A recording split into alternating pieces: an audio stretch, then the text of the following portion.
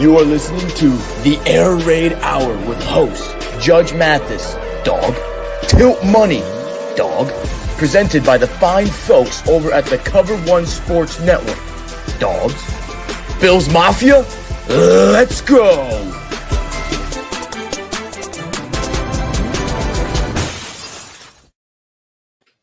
Ladies and gentlemen, welcome into a Halloween edition of the Air Raid Hour.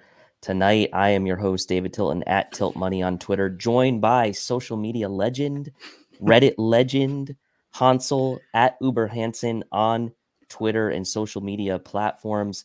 We are here on a Victory Monday after a Bills Sunday Night Football primetime win against the Packers, and I don't know. We'll see tonight if it's a little bit more of a subdued Victory Monday. I guess we'll see what the comment section is feeling as well tonight. But Hansel, how are you feeling tonight on this Halloween?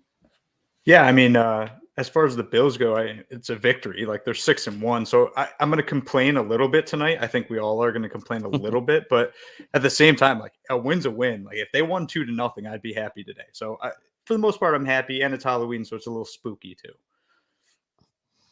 Yeah, we've got Daniel coming in with a Go Bills and a trick or treat. Jessica coming in with a at Carolina Frank. I think the Bills need to let Porter heal and complete accept what will happen. It's about the playoffs. Tom comes in. Tom Harrell says ugly second half, but a dub is a dub.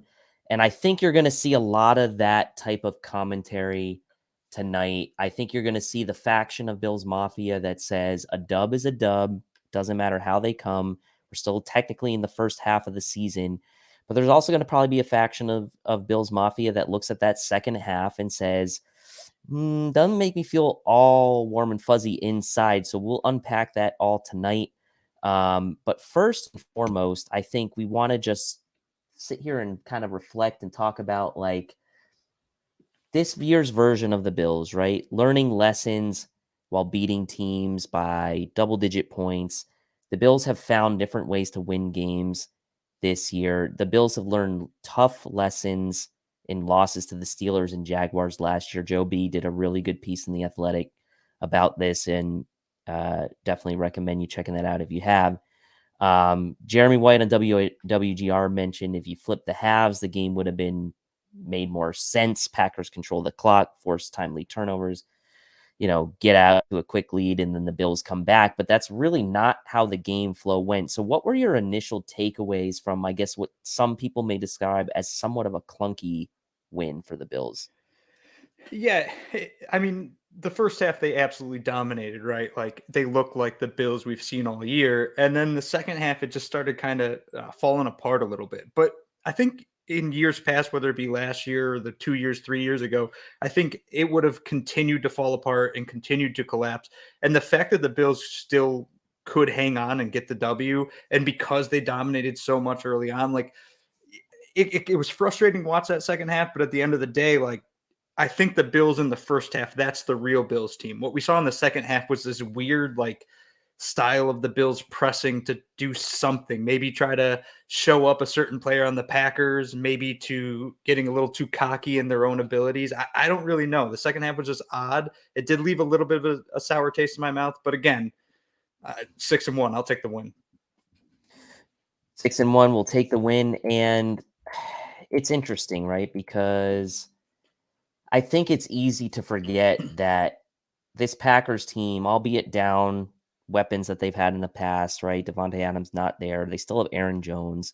They still have a talented rookie in Romeo Doubs. Obviously, the rest of the receiving core, not anything to write home about, but it's still Aaron Rodgers on that side of the ball. And it's still a team that many people still thought was going to be the kings of the NFC North this year in 2022, myself included. Now, I did have the Vikings as a playoff team this year, but I still thought it was the Packers division to lose, and it still might be, but they are, what, now four games behind in the loss column and lost head-to-head to the Vikings, so going to be tough for them to come back from that. I don't know that they're going to come back and win the division, but still Aaron Rodgers at the helm. Still, as we saw, a very talented defense, which often gets overlooked because they have Aaron Rodgers, but there's a lot of good players on that defense, even with guys going out in that game, and we'll talk about that as we get into it. But before we go any further, I definitely have to say this show, of course, brought to you every Monday night by the Cover One Sports Network and our flagship sponsor of the Air Raid Hour, Picasso's Pizza. Picasso's, that hand cup and char pepperoni that you have loved since 1980. 4 great locations in Williamsville, West Seneca, Lancaster, and Blaisdell. Buffalo Pizza since 1980. You order online at picassospizza.net. And if you're out of towner like us, you can even get it delivered to your house. And it's just as good as getting it from the restaurant. That's picassospizza.net. Okay, Hansel. So as we go into our first segment of the night, and a little bit of a flip the script tonight, we're actually going to talk about the second half offense first, and going in a little bit in reverse tonight, as I think a lot of people have opinions on this, and I want to hear what the comment section has to say about that second half offense we saw last night. If you look at the drive summary in the second half, the Bills opened the second half, their first possession with a 8-play, 51-yard field goal drive, but then followed by interception, punt, and then the end of game. Outscored 10-3 in the second half, only 3 second half points for the Bills. Josh Allen did do some of his best work under pressure in this game, pressured on 40.7% of his dropbacks. That's the third highest rate he's been pressured in a single game in his career, and earned an 88 passing score under pressure, third highest of his career, completing 6-9 for 166 and 2 touchdowns under pressure per NFL Next Gen Stats. Green Bay essentially sat back in the second half and baited Allen, is what it seemed to look like, forcing him to be impatient, forcing him into some throws. I'm sure a few that, again, the second pick, we'll talk about it, that he looked like he was maybe even trying to throw it away, but it didn't.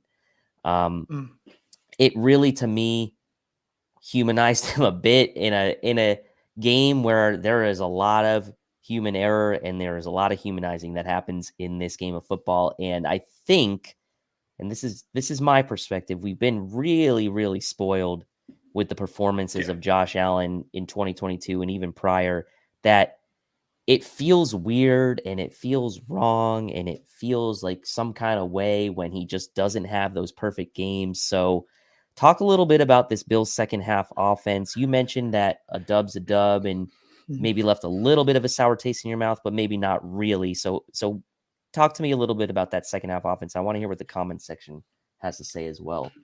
Yeah, so you said 4 drives, right? So the field goal drive, I'm going to leave that out of this discussion, but we talked about the final 3 drives the Bills had: Allen interception, punt. What those 3 drives essentially came down to was 3 bad plays by Josh Allen. The first interception, I don't know what he was doing. He tried to throw it over the middle. He could have probably run for the first down. Even after the game, he referenced that, said that was a boneheaded play. The second interception in the red zone that Jair Alexander picked, he might have been trying to throw that away because there wasn't really anybody near where that ball was. So again, another boneheaded error. And then the third bad throw he had in the second half was the miss to Jake Kummerow on third down that led to the punt on the 4th drive. I honestly think that Allen was in his own head at that point in time. Right. So he had thrown the 2 picks, didn't want to throw a third. So he tried to kind of pop it over a guy, overthrew Kummerow. If he doesn't overthrow Kummerow, then the Bills essentially run the clock out the remainder of the game. So I know the second half was kind of rough from a Bills offensive perspective, but really it was 3 bad throws by a quarterback that rarely throws the ball poorly at this point in his career. So again, I think the second half is not typical Bills, not typical Josh Allen. The first half is typical. It just seemed some weird coincidences that it all kind of boiled down to those 3 plays in the second half for me. Yep, and the comments section, rightfully pointing out, Steven here comes in, says Josh trying to throw the second one away. Yep, I get that, but you can throw it out of bounds, right? Don't throw it in the field of play, so he'll learn from that.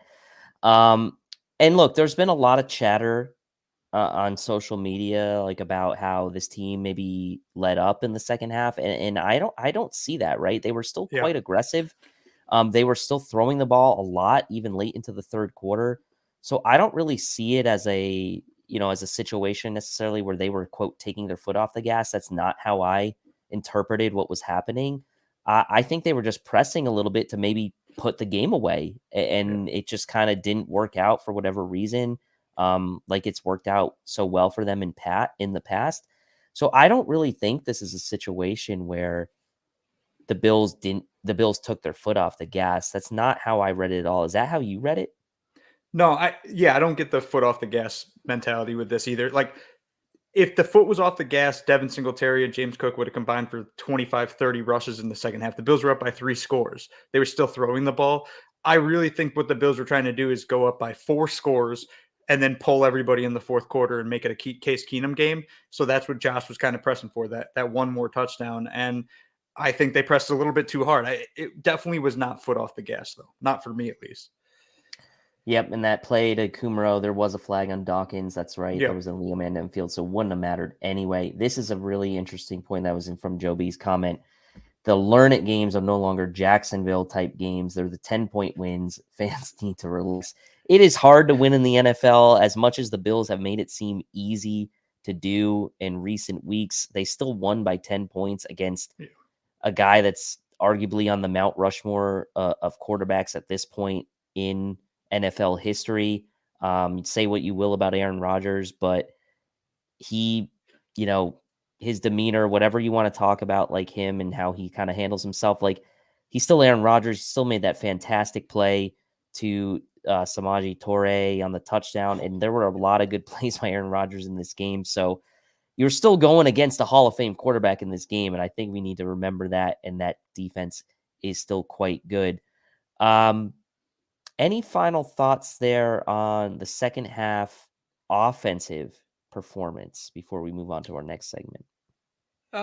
No, I mean, I think one thing, and you've been reiterating it a couple times now, and I think fans also kind of need to focus on, is this wasn't some sort of scrub defense where there was no talent on that defense. Like, Jair Alexander is an absolute freak of a corner. Rashawn Gary's very good. I know Devondre Campbell got hurt early on, but he's very good. Like, Rasul Douglas, Adrian Amos. There's a lot of really good players on that defense. So, yeah, they picked Josh Allen off twice. They kind of held their own against Allen and the Bills offense. That shouldn't be crazy surprising because, again, they're a talented team. And at the end of the day, they kind of made Josh Allen struggle. So that means something when it comes to all the other defensive Allen has absolutely dominated this year. Yeah, and I mean, look, we talked about in the pregame how the Packers were the number one pass D going into this game, and there was a conversation that was had on the broadcast between Tirico and Collinsworth where they were kind of debating the point about, well, are the Packers the number one pass D because teams can run so well on them, or are they the number one pass D because they're really just that good? And I do think the answer is probably a little bit of both, and that was one of the points I actually agree with Collinsworth on. Like, yeah, like, their pass D from a yards per game perspective defensively is low because teams have been running the ball against them throughout the game. And if you think about a traditional kind of Packers team, they are almost like the Bills of old in a way. Like, they were blowing teams out over the past, better part of a decade, and teams weren't able to kind of keep that running game going against that defense. And by the way, their defense now, at least in the secondary, also has a lot more talented players than they probably had in the past with guys like Alexander and Douglas and Amos, as you mentioned. So I do think it was a good test for the Bills. I think there was way more pressure on the Bills in this game than there was on the Packers, even though the Packers season was kind of on the brink. There was no talk at all leading up into this game that really gave the Packers any kind of chance to win this game. You had one person on the pregame picks pick the Packers, and I think did that just to be different. Yeah. So it definitely seemed like the pressure was on the Bills to take care of business in this game, and ultimately they did. So second half offensive side, look, I'm all for learning moments, first half of the season for this team. Like, it would almost be weird if there was no adversity at some point. And if you want to call a 10-point win in the second half performance like that adversity, by all means, go right ahead. And we'll kind of go on from there. Okay, moving on. The Buffalo Bills defense, and specifically I want to talk about in this segment, the Bills defense against the run in this game, because we heard Von Miller come out today in his press conference say, like, look, we were gearing up for them to pass a lot late in the game, and they kept kind of running the ball. And there was a lot of chatter on social media about how the Packers kind of ran themselves out of clock in this game somewhat, right? I mean, there was a decent segment of fans upset about the Bills giving up a lot of yards in this game, specifically on the ground. Aaron Jones gained 30 plus rushing yards over expected against the Bills defense that allowed under 100 weeks 1 through 7, fewest in the NFL. 85 yards inside the tackles for Aaron Jones, his most in a game since week 13 of 2020. That's per NFL Next Gen Stats. AJ Dillon tacked on another 10 for 54.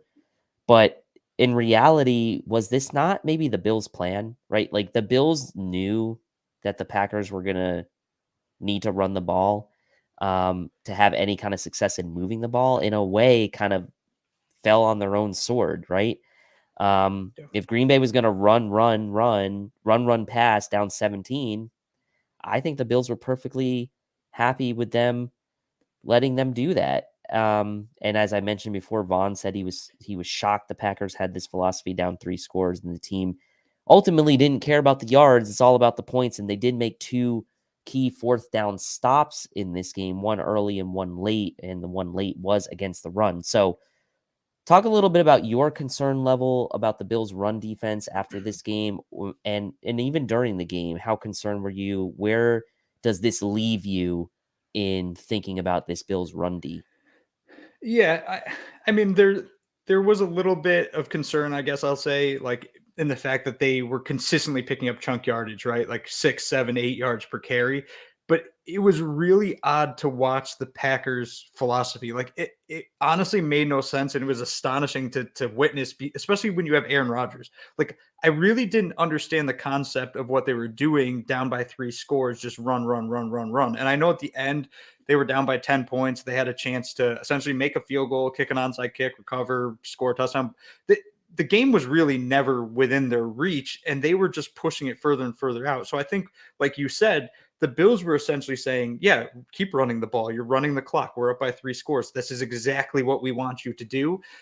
But even with that mentality, you still would want the Bills to kind of stuff them from time to time on the ground.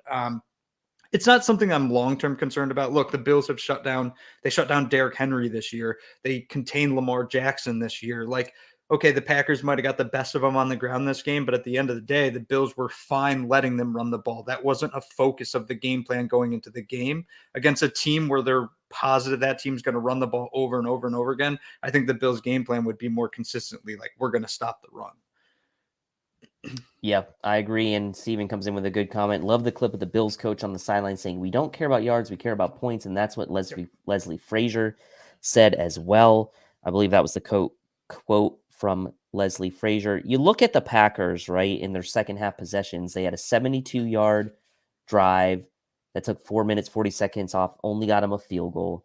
They had 11 play, 48-yard drive that took almost 7 minutes off. They turned the ball over on downs on that one. That was the 4th down stop on the run.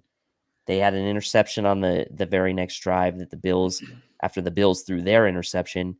And then the Packers did go on that 8-play, 95-yard touchdown drive that only took 3.5 minutes. And then again, they had a 9-play, 46-yard drive with a missed field goal, that long field goal at the end, which was obviously their chance to get it to within 1 possession. So if you kind of look at that in totality, you say like, okay, well, the Packers really didn't finish drives off. And so as much as you want to look at the Bills in the second half, and we just talked about their offense not finishing drives off, the Packers really didn't do that either in the second half, even with that game plan. So the Bills really did have that bend but don't break defense. I think it might have been someone I was watching on one of the games on Sunday. It was someone made a really good they didn't use bend but don't break. I think they said something about like stretch but don't snap. I kind of liked that one, like a rubber band. Oh, That was a good yeah. one.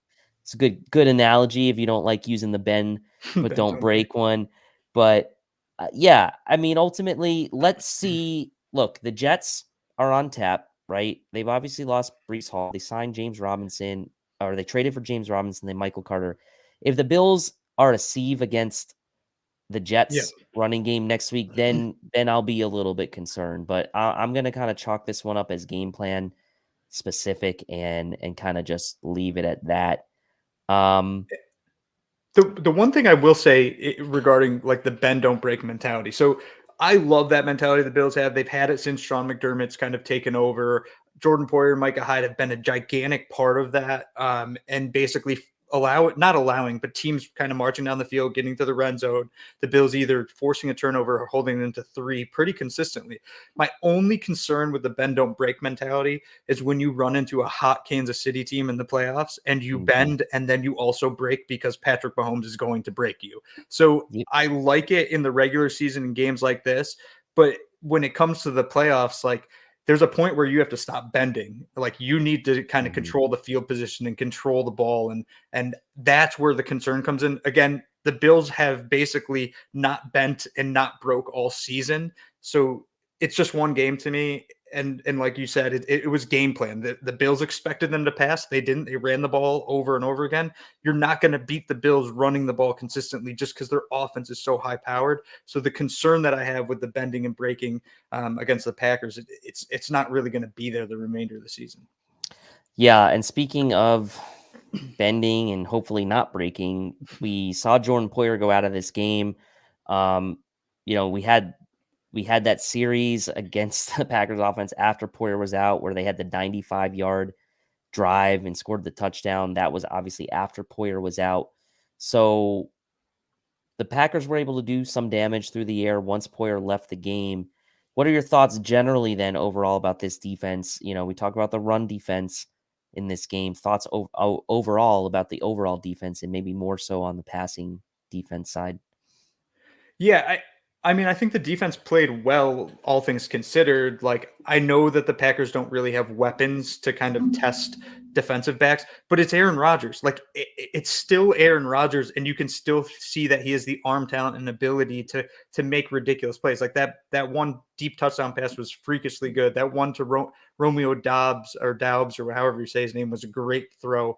And then they have Aaron Jones, David Bakhtiari. Like they're a good offense, not a great offense this year, obviously. So I thought the defense played well, all things considered. Matt Milano, I thought was an absolute superstar, like he's been all year, even though people want to insist he's a dirty player, which is the most ridiculously ludicrous thing I've heard in a long, long time in football circles.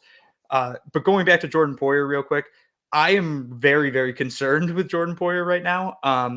I can't have him get hurt. Like it was one thing to lose Micah Hyde, who I've been very outspoken about. I think is the most important player on the Bills, not named Josh Allen. So to lose him was already kind of heartbreaking for me. But if you lose Poyer then, and I have to rely on Jaquan Johnson and Damar Hamlin, nothing against Jaquan Johnson and Damar Hamlin, but if those two are going to be back there consistently, then I start to get in the realm like, how are we going to compete against super powered offenses? Like I can't have Poyer be hurt for extended periods of time.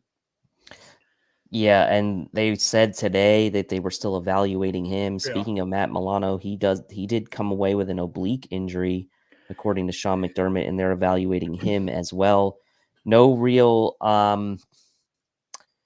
disclosure, I would say, on the severity of that. They said they're still in the evaluation process. So let's hope that for both Poyer and Milano, that those are short-term situations. It's certainly, reading between the lines, seemed and sounded like Poyer's maybe would be more of a longer term injury than Milano's, but that's just purely speculation based on just trying to read between the lines and some of the comments that Jordan Poyer made. And I'm with you. Look, Damar Hamlin, I commented last night, the dude is a missile when he's coming in trying to make tackles. The thing that worries me is not necessarily Damar Hamlin paired with Jordan Poyer. It's Damar Hamlin and Jaquan Johnson having to man those two safety spots, and you still don't have Trey White back in that secondary. And we know how important these safeties have been to the Bills defense. So for us to expect that there's not going to be a drop off in play without Hyde and Poyer, I think is unreasonable. There's going to be a drop off. We have to accept it. We have to realize there's going to be a drop off. It's just a matter of how much, and can we still limit the big plays? Can we still play a really solid brand of defense? And I think we can, but it's not realistic to think that this defense can be quite as good without those two guys. They're so important. to the defense. And Steven's right. Yeah, Poyer said he felt something pop. So not going to speculate there, but certainly doesn't sound good. The rest of the defense, I thought Tim Settle had a nice game. Yep. I thought Daquan Jones didn't have his best game, but I think, there were some reasons for that as far as like the Bills expecting pass maybe more than they got.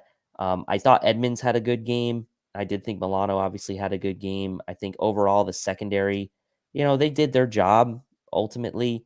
You look at the Packers here. I mean, Aaron Rodgers only threw the ball for 203 yards, and got sacked twice. So the defense, I think, overall did what it needed to do. The running game, it did pop a little bit for Green Bay, but ultimately could have been their own demise. So, oh yeah, how could I forget mentioning Jordan Phillips just shoulder checking Aaron Jones? And I think it might have been Tunyon or whoever the other tight end was. It wasn't Tunyon. I actually don't think it was, but it was someone.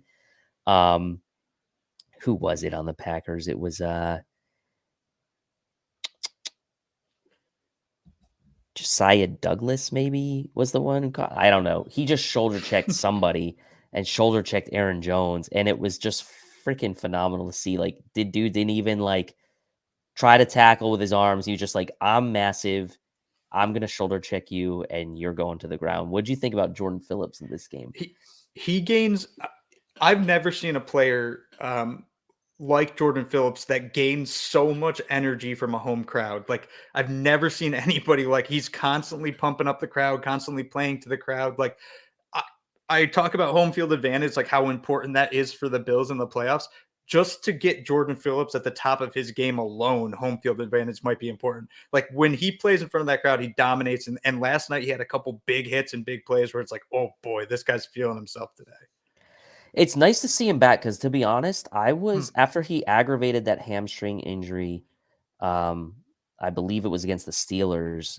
I was kind of concerned that he'd be on the shelf for a while. So for him to bounce back really pretty quickly from a hamstring injury, I was very impressed with him, and I think that defensive line has been talked up a lot this year. So I think this is maybe a little bit of not bulletin board material, but a little something for them to have a little bit of a chip back on their shoulder going into the next game against the Jets. People are going to be talking about how that Bills run D gave up 200 rushing yards, over 200 rushing yards to the Packers, and give them a little chip on their shoulder. So, any final thoughts on the defense before we talk about a few guys that I thought stood out in this game? I think it was an okay game.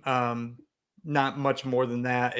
I think the one thing, again, just going back to it, like, Matt Milano looks so dominant this season. I hope he gets a little bit more national attention, and not for the wrong reasons, which people are trying to give him right now, which again is insane that people are calling him a dirty player.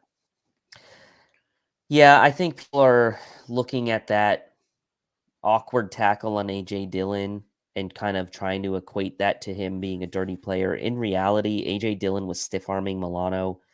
Milano didn't grasp the shoulder pads.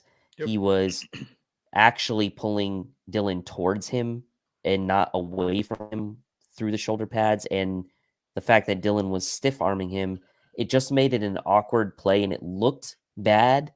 But clearly the officials saw that it wasn't a horse collar tackle. They didn't throw a flag on the play, and I'm happy that AJ Dillon, although he was initially banged up, he came back in the game, so he was no worse for the wear for what it appeared. So, no harm, no foul there, I believe, with Milano. Definitely not a dirty player. So, plays hard, but I've never gotten any kind of feeling in watching Matt Milano that he was any kind of dirty player. So I agree with you on that. All right. A positive, right? We talked a little bit about the defense, second half offense. Devin Singletary and James Cook, maybe hearing a little bit of chatter about the Bills looking at running backs before the trade deadline. Singletary with another big first half, struggled again in the third quarter, but got back on track there in the fourth quarter, ended up with 14 carries for 67 yards for 4.8 a clip, added a catch for 16. James Cook, made his mark in this one. 5 carries for 35 yards, one catch for 41 yards. So over 70 total yards for James Cook in this game. Looked pretty comfortable and looked confident to me in running the ball when he got those chances. And this was something Steve and I talked about on the pregame. I predicted James Cook to be a wild card player in this game. I thought coming out of the bye, it was a chance for the Bills to get him more involved. It didn't necessarily have to come in huge amounts of volume, as you can see here. I mean, he only had the 5 carries and the one catch, so 6 touches, and parlayed that into 76 yards. So talk a little bit about Devin Singletary and maybe even go into a bit of detail on James Cook and what you thought about him in this game. Yeah, Devin Singletary, again, another thing I've been outspoken about. He's RB1 to me, has been since his rookie season. I know that people are, I guess, clamoring for a trade for running back. I think this game perfectly kind of personified why I think Singletary is good enough at running back for the Bills. You look at that first half, he was making moves right at the line of scrimmage to gain 4, 5, 6 yards per carry. In that third quarter, which you referenced, where he did kind of struggle a bit, I don't really think that was on him for the most part. Like, the majority of times he was getting tackled behind the line, it's because you had 2 Packers defenders literally in his face, 4 yards in the backfield. And I don't care what running back you are, you're not really going to get away from that very often. So Singletary was impressive to me. Again, he seems to be the bell cow. But when you go talk about James Cook, like, I was impressed with James Cook yesterday. You could see that speed, you could see that quickness. When he broke through a couple holes, it just looked like he was ready to kind of fly out of them. And then that 41-yard catch, man, if he could have just gotten the end zone there, that would have been kind of a great play for him. And that also would have kept an interception off of Josh Allen's resume as well. Yeah, I mean, Singletary, he's been running this way all year. When he gets a head of steam, for as short of a dude as he is, but he's stout, he has great contact balance. He's really impressed me this year. I do think he's just underappreciated in general. Now, there were a lot of people online. We're going to talk about this in a little bit. A lot of people online saying, hey, put some respect on Motor's name. Don't need to trade for running back, et cetera, et cetera. We'll get to that in a second. But look, Zach Moss, not there in this game. So it was James Cook's time to shine, and he really made the most of it. And I think that what really helped James Cook in this game was he was very decisive early in his runs on where he wanted to go with the carries, and that had to be a nice confidence boost for him in this game, knowing that primarily his contributions in prior games this year have kind of been in garbage time. These were meaningful snaps. He came in a very important drive where I think the Bills were up 10 at that point and trying to salt the game away.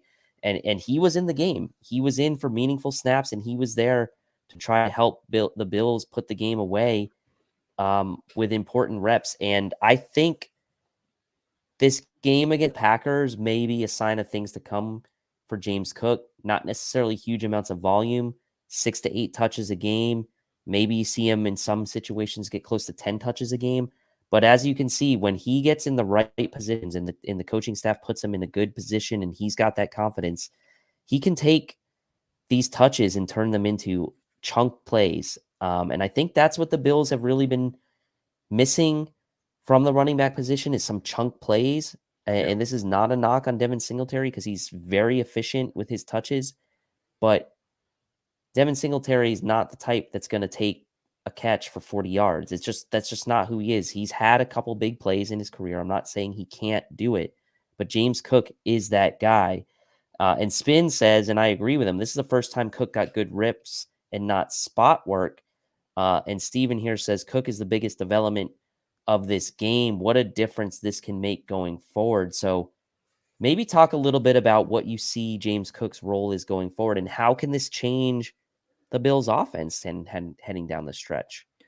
Yeah, I mean, I think I could see that kind of snap share shrinking a little bit. So I'm not exactly sure of the numbers last night where Motor was, but Motor's been around 80% the past couple games in snap share. I think as the season progresses, you might see that shrink down to 65-45 or 65-35, sorry, James Cook. And just using Cook in these more dynamic positions, what I'd love to see with Cook is just more pre-snap motion. Like line him up next to Josh Allen, split him out wide. Like I don't know why we're not seeing that yet. Just kind of move him around, use him like a Swiss Army knife, use him like he was used in Georgia. And I think that could open up the offense a little bit more. But I do honestly believe that Devin Singletary is still going to be the guy the vast majority of the season.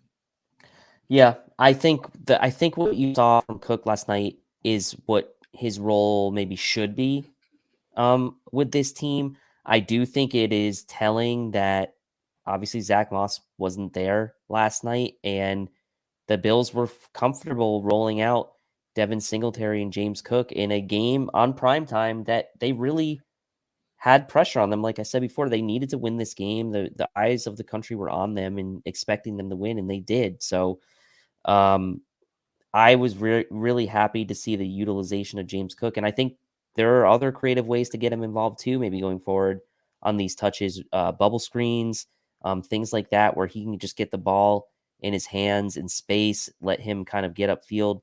And he did finish some runs quite nicely. Like he wasn't purely a finesse and speed guy last night. He did have some runs where on a few of them, he fell forward for a couple extra yards. So, and Spin says Cook's 40-yard reception was him in the slot, and that's exactly the type of stuff that we can use him for. That we really haven't been able to use our running backs in that way since Josh Allen really has been here. So, really nice game for Cook and for Singletary. So the question, obviously, of the moment is, did the Bills running backs do enough to cool off the trade deadline chatter?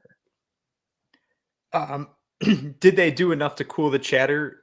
No, because I think no matter what they did, that chatter is still going to exist. Not that I necessarily agree with it. The one thing I'll say about, all this running back trade is like, what player is going to move the needle for the Bills? Like which player, singular player is going to move the needle? Christian McCaffrey, if the Bills brought him in, that would have moved the needle for me. There's only two other names out there that could move the needle. That's Alvin Kamara and Josh Jacobs. I don't think Alvin Kamara is getting moved. The Saints are going to demand a 1, and if you're not going to give them a 1, they're not going to move on from Alvin Kamara. So I'm crossing that one off right away. And the other one's Josh Jacobs. Can the Bills pry Josh Jacobs away from the Raiders? If they could get Josh Jacobs, I might say, hey, that guy moves the needle. I'd push it, motor down to RB2 at that point in time. But I don't know if the Bills are going to make a trade. I don't know if they can get either of those guys. And what are they going to do? Go get a Cam Akers? Cam Akers does nothing for me. Like, just play Devin Singletary if you're going to get Cam Akers. Cam Akers does nothing for me too. The Bills showed last night that they could be fine with just 2 running backs. And by the way, Reggie Gilliam didn't even really get involved at all in the offense last night. So they always have him to kind of lean back on if they really wanted to have like a quote third running back contribute to the offense somewhat. I'm with you. And to be honest, like I'm a big fan of Kareem Hunt's game, but I just don't know how much of an upgrade it really is. I do think he's better than Devin Singletary, but I also don't know what that does to your room, right? Are you going to then have 3 guys active? Like what is the situation, right? So I do agree with Walter here. Yeah, he's an upgrade. But it comes down to like what are the Bills willing to give up for a guy like that? And knowing what they have in Singletary and Cook, and they've been pretty good, Singletary especially. I don't think the Bills are going to overpay at the deadline for a running back. They're either going to get someone on the cheap, like a Kareem Hunt, that they're going to underpay for because the Browns are in a tough situation, looking like, well, they might win tonight, but who knows? Or they're going to go the complete opposite direction and go all in on a guy in 2022 like Alvin Kamara. And I just don't see Brandon Beane doing that. They have had there's been so much smoke around the Bills calling in on McCaffrey or calling in on this guy or that guy, and they just have never pulled the trigger for a running back of that magnitude, whether it be in the draft or in free agency. So it would be a shock, and I'm not saying it's impossible, but it would be a shock to me if they made a move like that. And Daniel says, I don't see the Raiders trading Jacobs. He's having a great season, but they did not pick up his option, and the Raiders season is spiraling downward fast. So if I'm the Raiders, I probably would be listening to offers for Josh Jacobs, knowing that my season's pretty much in the tubes at this point, and he is a unrestricted free agent in 2023. So, And just going back just real quick to like spending the assets on these guys, like I don't want the ball out of Josh Allen's hands. That's when the Bills are at their best. So if you're going to spend, whether it be draft capital or move a player for a running back, whether it's for a year or for the future, including Alvin Kamara in the future, like what are you going to do? Then we're going to give Kamara a contract extension. We're going to keep paying him what he's owed. And then you have to take the ball out of Josh Allen's hands, which I don't want because the Bills are better when Josh is touching the football. The other thing with Alvin Kamara, I will say, he does have like pending litigation against him. yep. He could be suspended. So I do think that kind of plays into it. Like, do you want to, bring somebody into the locker room like that? I know a lot's been said about Hunt, not to really dive too far into that, but like Kareem Hunt to me too. Does he move the needle that far past Devin Singletary? Yeah, he might be slightly better than Singletary. I don't think it's as big a gap as some people are kind of implying. But what is like, do we trade a 5th-round pick for that, a 4th-round pick? I don't know where I set the value there, especially because he's a single season, like just the remainder of this year, then he's a free agent, and the Bills aren't going to pay him the, I don't know, $8 million he's going to want a year next year. I just don't see that happening. I'm not there's no way I'm giving a day 2 pick for Kareem Hunt at this point. I would maybe consider a 4th rounder for him. I think that's about the max that I would go if I was Brandon Beane. But again, then like what does that do to your backfield? Does James Cook's reps limited because of that? You're already not a huge volume running team as it is, right? In this game where the Bills were the Bills were leading in this game. Singletary had 14 carries, which is a lot for him, to be honest. That's above his season average. And James Cook had 5, right? So, you get Isaiah McKenzie on some trick plays, but like Josh Allen's another runner for this team too. So you're talking about like where do these guys get into a rhythm if all of a sudden you have Josh running the ball, you're trying to get Kareem Hunt in there, Devin Singletary, James Cook, like it's going to be tough. And I think realistically, I think a trade might have to involve a guy like Devin Singletary, and I don't think the Bills are willing to mess with the juju in that locker room by trading away a guy that's been there and come to work every day since his rookie year. So I just don't see that. I don't see Brandon Beane doing that and kind of sending that. I'm not going to call it a shockwave, but it will send a wave through the locker room if he kind of send that message trading away a guy like that. So I don't think that would be the case. So speaking of which, as we get towards our last segment of the evening trade deadline talk, we've started talking about running backs a little bit. Are there any other positions? Are there any other, seen a few comments in the comment section. Do the Bills look to add a safety? Steven mentioned in Jordan Poyer's press conference, said he heard a pop in his elbow, different from the preseason injury. We're waiting the news there. Do the Bills look to add a safety at the trade deadline? And if so, what caliber of guy? Do they look at maybe a Deron Hamlin, a guy like Dean Marlowe, who's familiar with the system, who could be had on the cheap? Obviously, we talked about this 95-yard drive from the Packers occurred with mostly passes when Poyer left the game. It's one drive. We also saw a few big plays led up against the Dolphins without Jordan Poyer. What position, and I'm kind of baiting you a little bit here, are there any positions, are there any players that you want to see the Bills go after at the trade deadline, or are you just over the trade deadline talk at this point? So I thought about this, like when I saw this in the show notes, I spent a lot of time thinking about this. There's ways the Bills can improve this team. I honestly believe that. I think they could maybe. I know the offensive line's been talked about. I don't really see it. Them adding there, especially with Ike Bacher is going to come back. I presume at some point in time, he's a good swing guard to have behind Rick Bates and Roger Saffold. So the only other real spots we can talk about is running back, which we've already talked about, and then safety. And I do have some concern at safety. I would be in favor of the Bills, kind of searching around the NFL, seeing if they can bring in a safety, but I don't even know who that'd be. And further, the Bills play such a complex defense that relies on the communication between these players. That's why someone like Jaquan Johnson is able to step into that role. I don't think he's played this incredible brand of football, but it's easier for him to step in and play with somebody like Dane Jackson than it's going to be if the Bills trade for somebody mid-season, bring them in and try to get them to play together. The other thing I'll say is, like, who are you going to trade with?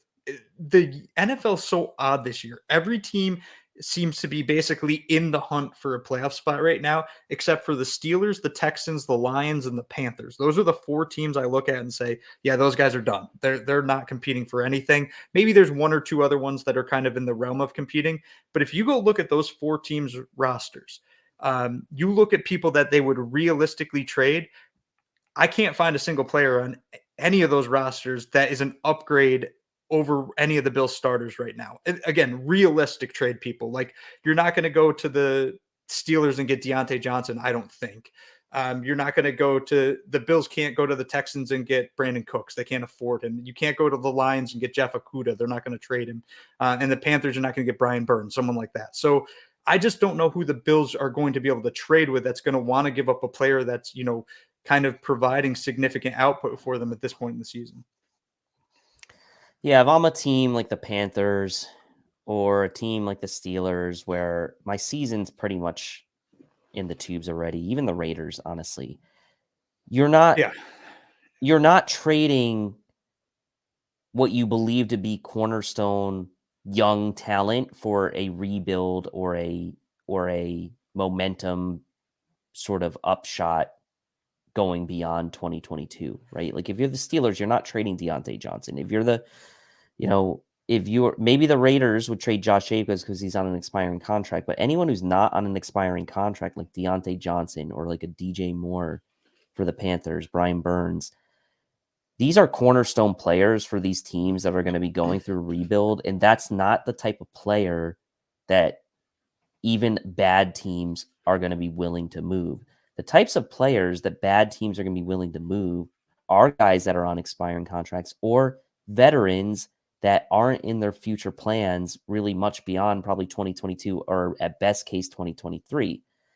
So in those cases, I look at guys like Kareem Jackson for the Broncos at safety. Like, he's a guy that could be an interesting target. But then you just talked about how every team seems to be almost in the hunt.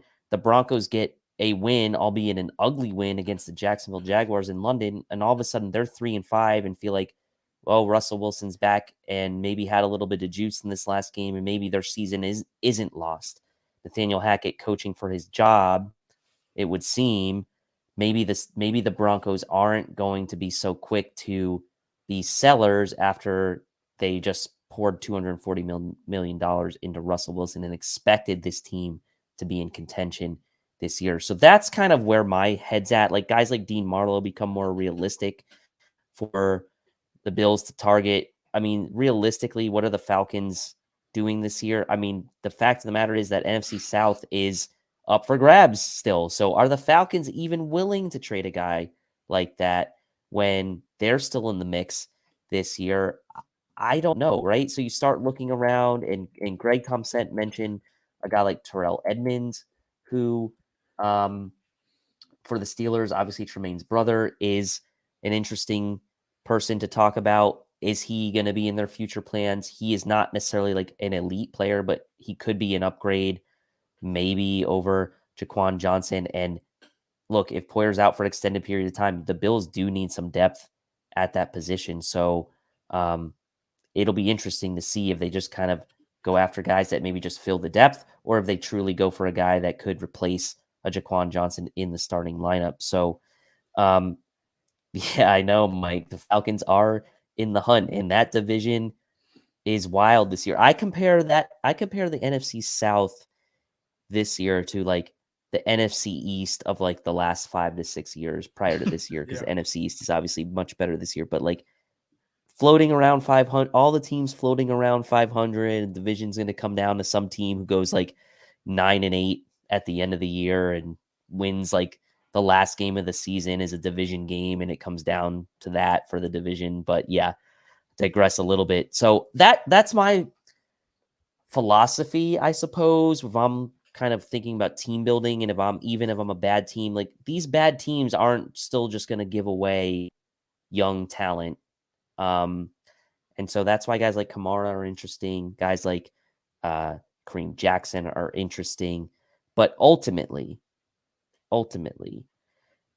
my personal view is I am okay if the Bills don't do anything. I really am. If they want to go out and get like a mid-tier safety, if they think Jordan Poyer is going to be out for a period of time, I'm cool with that.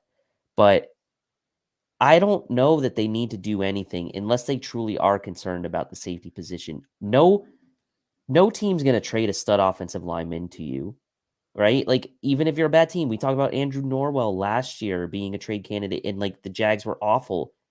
They weren't moving him. So, like, safety is realistic to me, and safety to me is now kind of bumped up my list of priority over running back. So, if you're going to prioritize position, if the Bills were to make a move, what position would you prioritize?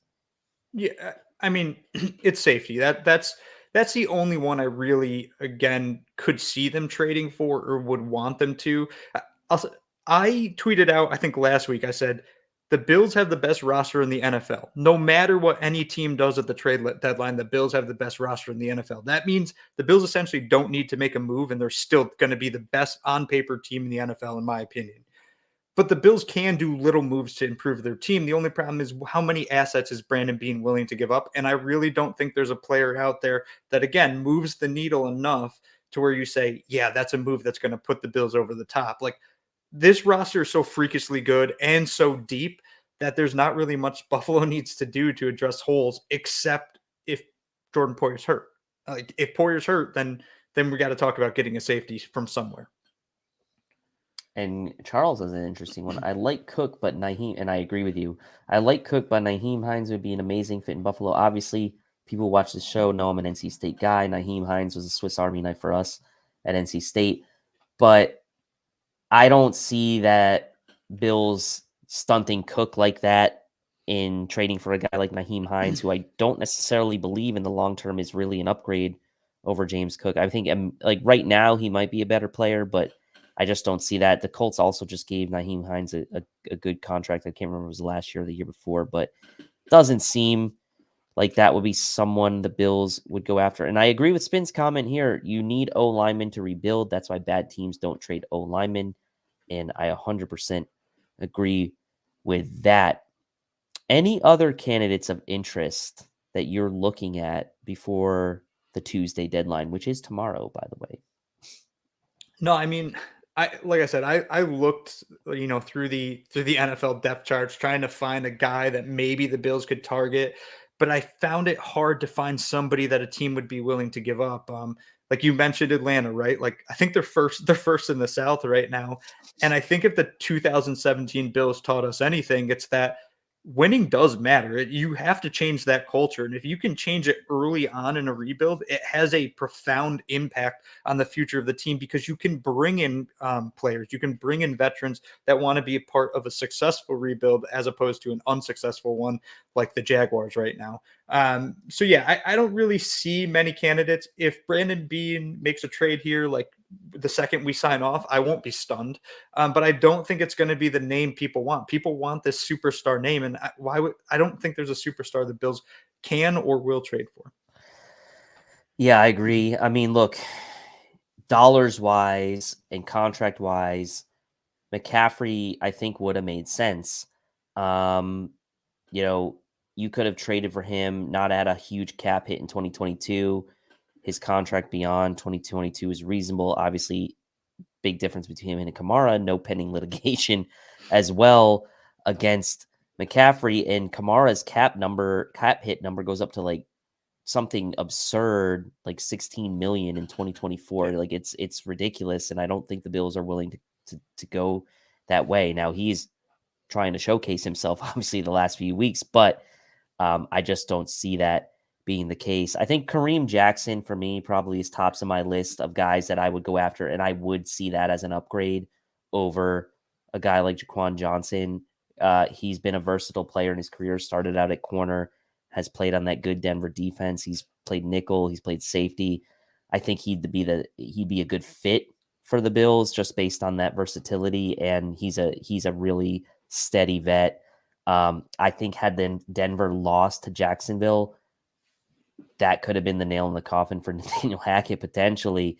Him being the second coach fired in 2022 after Matt Rule, but they get that win and maybe just bought him a few more weeks. So maybe the Kareem Jackson option, not so much on the table now, but would be nice in my mind.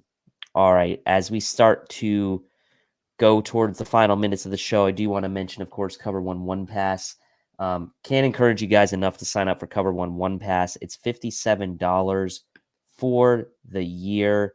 You get a ton of stuff. You get exclusive members only content, in-depth analysis, scheme play, player breakdowns, scouting reports. You get access to our Slack channel.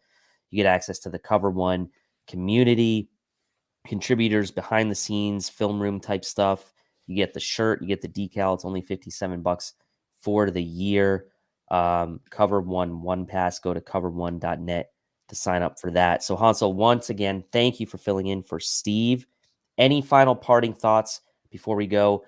And I would like to offer a parting thought to the comment section to smash that like before you leave. And once again, appreciate everyone being with us tonight. Joining us on a Monday night, Halloween night. We really appreciate you all bringing some good comments and some good trade deadline chatter in there as well. So, Hansel, any parting thoughts from you tonight? Bills are 6-1. They're a game and a half ahead of everybody in the AFC East. They have a 105-point differential, which is the best in the NFL. I know last night was sloppy. They won by double digits, which is, again, not easy to do in the NFL, not easy to do against an Aaron Rodgers-led Green Bay Packers team. Dub's a dub. The Bills got it, and they have 6 now, and now they get to head to New Jersey and hopefully get number 7 on the year. Get to head to New Jersey, playing a Jets team without Breece Hall, which is obviously a plus. Zach Wilson has been struggling lately. That Garrett Wilson connection has flashed, but and he played well last game, but the Jets just haven't been able to score a ton of points this year. The defense is pretty good, but I do think the Jets will struggle to score points against the Bills, and we'll get into that in much more detail on the Air Raid Hour pregame show on Sunday. We'll be with you guys at noon live before the Bills-Jets game, covering you for that. And once again, we thank you all tonight for being part of the comment section and in giving your input. So for myself and for Hansel, we thank you. And until next time, everyone, go Bills. Go Bills. Are we having fun yet?